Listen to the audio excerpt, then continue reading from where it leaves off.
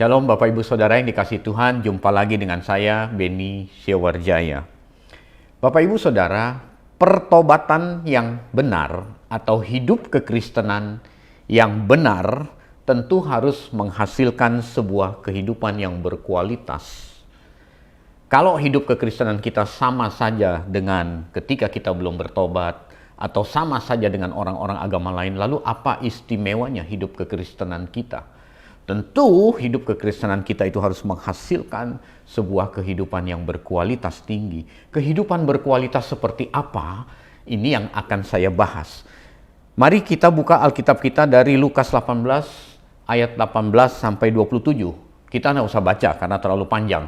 Kisah ini adalah tentang seorang kaya yang datang kepada Tuhan Yesus, yang dia menggugat dirinya sendiri, dia mencurigai dirinya sendiri, apakah dia beroleh hidup yang berkualitas itu atau tidak. Dalam Injil Lukas disebut hidup kekal. Hidup kekal itu sesungguhnya sama dengan hidup berkualitas.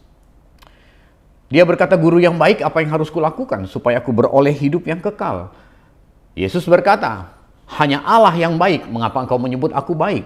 Aku ingin memperoleh hidup berkualitas. Kalau engkau ingin lakukan semua hukum Taurat," dia bilang, "sudah kulakukan sejak masa mudaku."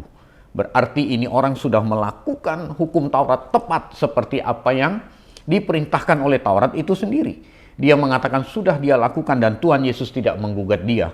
Artinya apa? Artinya dia telah melakukan hukum itu dengan tepat seperti apa yang dikehendaki. Lalu Tuhan Yesus memandang dia dengan penuh belas kasihan. Tuhan Yesus berkata, "Benar kamu mau dapat hidup yang berkualitas itu. Kalau kamu mau, kamu jual segala hartamu, kamu bagikan kepada orang miskin, dan kamu datang ikut aku." Bapak Ibu Saudara, orang ini lemas. Mengapa? Karena dia punya ikatan yang begitu hebat terhadap harta yang dia miliki. Maka dia pergi dengan lemas. Bapak Ibu Saudara, ikut Tuhan Yesus bukanlah sekedar beragama Kristen. Bukan sekedar melakukan liturgi-liturgi keagamaan. Namun harus menghasilkan buah kehidupan yang nyata. Buah pertobatan yang nyata, yang radikal. Yaitu membela Tuhan Yesus, membela pekerjaan Tuhan bisa sampai tanpa batas. Itu hidup yang radikal. Nah, bagaimana kita bisa menghasilkan sebuah hidup yang radikal? Kita harus berani barter. Tuhan berkata kepada orang kaya itu, "Jual segala milikmu, bagikan kepada orang miskin, datang kemari ikut aku." Ini berarti orang ini memiliki ikatan yang begitu hebat terhadap sesuatu. Dalam hal ini adalah harta dunia yang dia miliki. Dia lebih memilih mengikat hatinya dengan harta dunia daripada terikat kepada Tuhan Yesus untuk memperoleh sebuah kehidupan yang berkualitas. Nah, sama dengan kita. Kalau kita punya keterikatan dengan seseorang atau sesuatu melebihi Tuhan Yesus, tentu itu akan menjadi penghalang bagi kita untuk menciptakan atau menghasilkan sebuah kehidupan yang berkualitas, sebuah kehidupan yang berkualitas tinggi seperti yang Tuhan Yesus inginkan. Nah, kalau kita lihat semua tokoh-tokoh di dalam Alkitab, tokoh-tokoh iman tentunya di dalam Alkitab, mereka memiliki buah hidup yang nyata. Mereka punya keteladanan yang luar biasa yang harus kita teladani.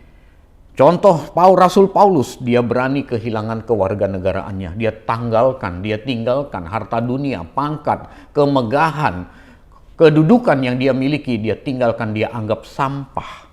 Oleh karena pengenalan akan Kristus Yesus lebih berharga dari apapun juga. Dia berani untuk barter, Bapak Ibu Saudara. Nah, demikian juga dengan kehidupan kekristenan kita. Kita harus berani barter. Nah, hari ini kita mau belajar dari seorang yang jarang diangkat di dalam mimbar-mimbar gereja, adalah seorang Sakius. Kita belajar dari seorang Sakius. Dia berani untuk barter. Padahal dia punya keterikatan yang begitu hebat terhadap dua hal, terhadap harta dan terhadap jabatan. Tetapi dia berani untuk barter karena dia tahu dia memperoleh Kristus. Hal yang pertama yang dilakukan oleh Sakius adalah ketika Yesus datang ke rumahnya. Yesus berkata, Sakius, dia naik ke atas pohon karena tubuhnya pendek. Dia mau lihat Yesus seperti apa. Lalu Tuhan Yesus lihat ke atas pohon. Tuhan Yesus berkata, Sakius, turun. Hari ini aku akan menumpang di rumahmu. Kata menumpang itu sebenarnya lebih tepat adalah tinggal menetap secara permanen. Karena dalam teks asli Alkitab itu meno. Meno itu artinya continue stay, tinggal terus-menerus. Jadi tidak kadang-kadang datang, kadang-kadang enggak. Yesus mau tinggal dalam hati Sakeus. Asal Sakeus berani mengambil sebuah keputusan untuk barter. Apa yang dilakukan Sakeus? Sakeus turun dari pohon. Dia menerima Yesus dengan penuh sukacita. Dia mendengarkan Tuhan Yesus khotbah. Tentu ini seri khotbah di bukit yang dikhotbahkan oleh Tuhan Yesus kepada Sakeus di meja makan. Mereka makan roti, mereka pesta di rumah Sakeus. Sakeus menyambut mereka dengan penuh sukacita. Lalu Tuhan Yesus mulai berkhotbah. Tuhan Yesus pasti ngomong, Sakeus, mengapa engkau mengumpulkan harta dengan cara yang tidak halal? Mengapa engkau memeras rakyatmu sendiri?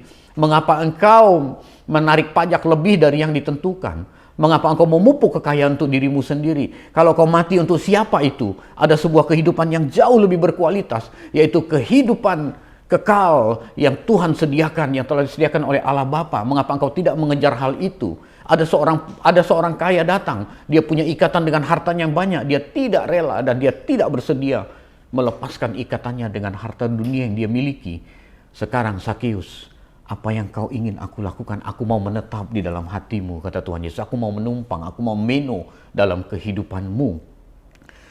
Apa yang dilakukan oleh Sakeus?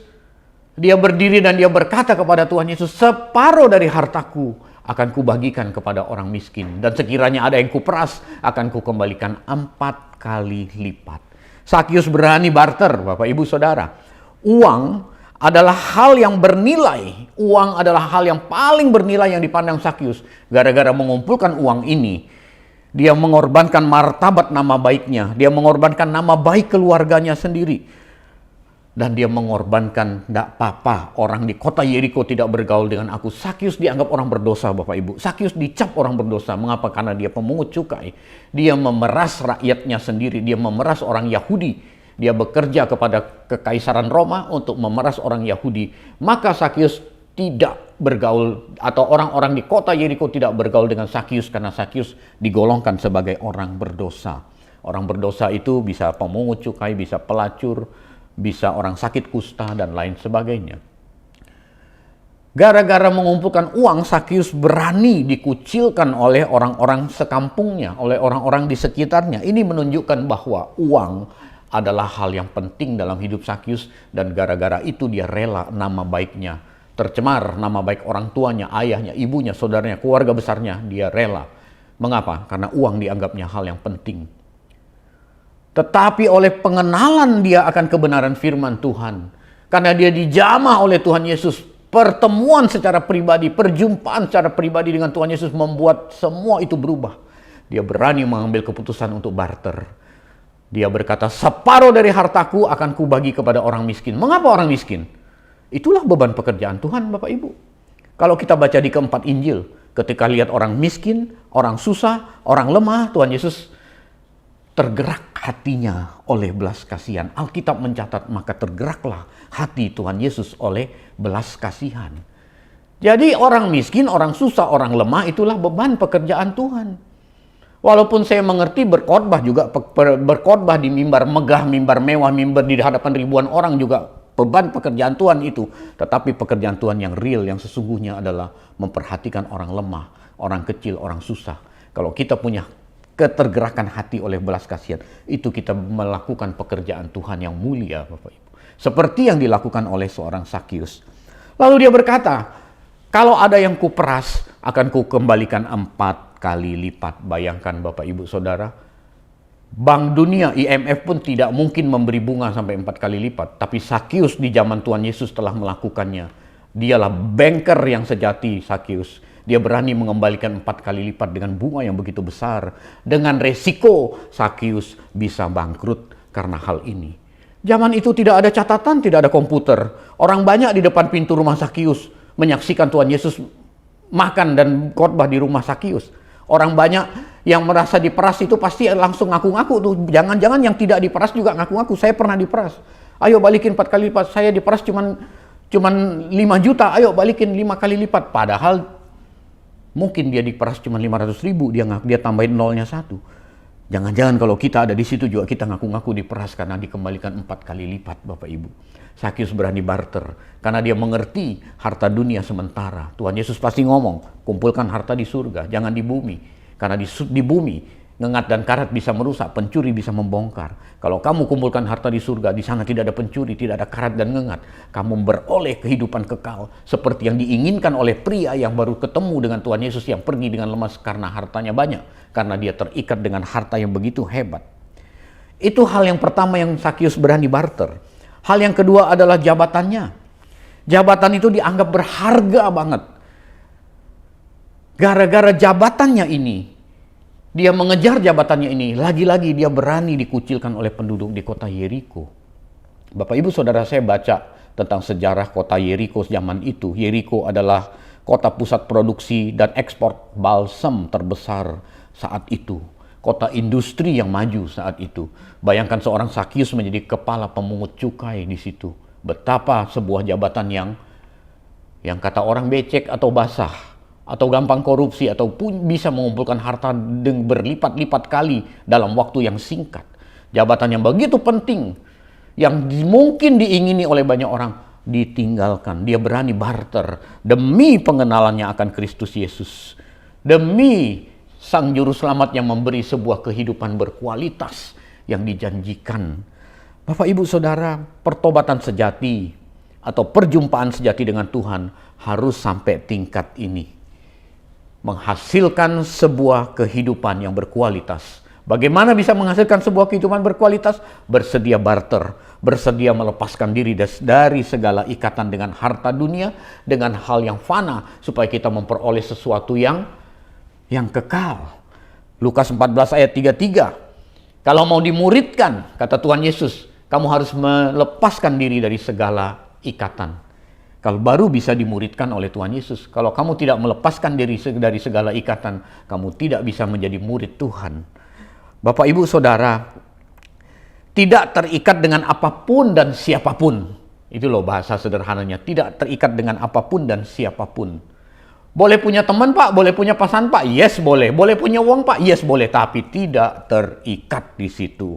Kalau belum sampai tingkat ini, berarti kita belum benar-benar memperoleh hidup yang berkualitas itu. Nah, sekarang kita refleksikan kepada diri kita masing-masing. Bagaimana dengan kisah perjumpaan pribadi kita dengan Tuhan Yesus? Kita rewind, kita pikir ulang. Apakah kita sudah buktikan dengan tindakan nyata? Apakah kita sudah barter? Sebab iman itu harus dibuktikan dengan tindakan. Iman itu bukan aktivitas berpikir saja. Sebab Rasul Yakobus berkata, iman tanpa tindakan seperti tubuh tanpa roh, seperti mayat hidup, seperti jenazah. Tubuh tanpa roh itu bisa menunjuk jenazah. Jadi kalau kita berkata kita beriman kepada Tuhan Yesus, itu harus ada bukti nyata. Bukti nyata awal itu kita harus berani barter kalau kita mau memperoleh sebuah kehidupan yang berkualitas seperti yang diinginkan oleh pria dalam Injil Lukas 18 yang tadi saya baca itu. Bapak Ibu Saudara, mencintai Tuhan tidak bisa sekaligus mencintai mamon. Ini masalah. Tidak bisa mengabdi kepada dua Tuhan, kata Tuhan Yesus. Kita harus berani barter.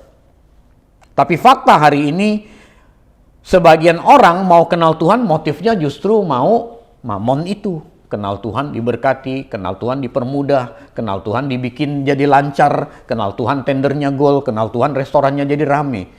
Bapak Ibu Saudara, saya tidak mengatakan itu salah, tetapi motivasi kenal Tuhan seharusnya kita ingin meraih hidup berkualitas. Dan hidup berkualitas itu saya mau katakan tidak hanya dicapai nanti pada saat mati masuk surga, baru hidup berkekal, hidup berkualitas, enggak. Hidup berkualitas itu dimulai dari hidup di dunia ini. Lihat dalam percakapan Tuhan Yesus dengan orang kaya tadi di Lukas 18. Jual segala hartamu, bagikan kepada orang miskin, lalu datang kemari ikut aku. Di dunia ini kan datang kemari ikut aku itu di bumi masih hidup. Bukan nanti. Kalau nanti di kekekalan mungkin Tuhan berkata, jual segala hartamu, bagikan kepada orang miskin, bunuhlah dirimu. Kamu masuk ke kekekalan. Begitu. Datang kemari ikut aku. Ikut jejak Tuhan Yesus di bumi ini. Jadi hidup kekal itu dimulai dari di bumi ini, Bapak Ibu. Itu kabar gembira untuk kita.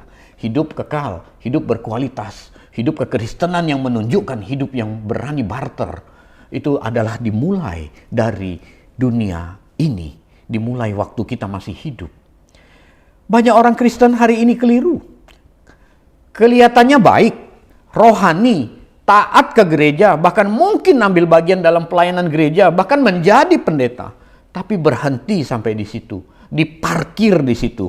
Tidak bersedia melepas percintaannya dengan dunia. Tidak bersedia untuk barter, untuk memiliki hidup berkualitas itu.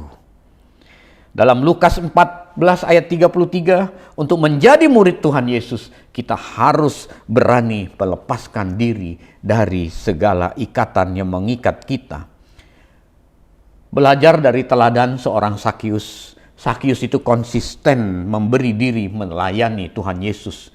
Bukan hanya sampai pada Tuhan Yesus bangkit saja, tapi itu Sakius konsisten mengiring pekerjaan Tuhan sampai hari tuanya, sampai hari meninggalnya. Sebab fakta sejarah mencatat, seorang Pak gereja yang bernama Clemens dari Alexandria, dia mencatat bahwa seorang Matias yang menggantikan posisi Yudas Iskariot, seorang Matias pemungut cukai itu sebenarnya adalah Sakius. Masuk akal, saudara. Mengapa? Karena rasul-rasul ini mau milih seorang pengganti, tidak mungkin mereka tidak lihat track record. Tidak mungkin ujuk-ujuk Matias langsung dipakai. Ini menurut Clemens dari Alexandria, Matias itulah Sakius yang punya track record yang jelas. Dia berani barter, dia menerima hidup berkualitas, lalu dia mengiring pekerjaan Tuhan sampai Tuhan Yesus mati dihukum dan bangkit dan naik ke surga. Dia tetap konsisten. Lalu dia diangkat menjadi seorang rasul menggantikan posisi Yudas Iskariot. Kemudian fakta sejarah yang lain, seorang konstitusi apostolik mencatat bahwa Sakius menjadi uskup pertama di Kaisarea. Ini menunjukkan Sakius konsisten melayani pekerjaan Tuhan. Bapak Ibu, hal apa yang mengikat kita hari ini? Mari kita renungkan. Melalui renungan singkat ini, mari kita lihat diri kita masing-masing. Hal apa yang masih mengikat kita sehingga menjadi penghalang kita meraih hidup berkualitas yang Tuhan sediakan bagi kita? Bertobat. Mari kita renungkan, kita pikirkan, lalu ambil langkah bertobat, lepaskan ikatan itu, lalu kita raih kehidupan yang berkualitas bersama Tuhan Yesus. Yakin suatu hari kita pasti diterima di langit baru, bumi baru, bersama-sama dengan Tuhan Yesus. Amin. Untuk kebenaran firman Tuhan kali ini, Tuhan Yesus memberkati kita semua. Sampai jumpa.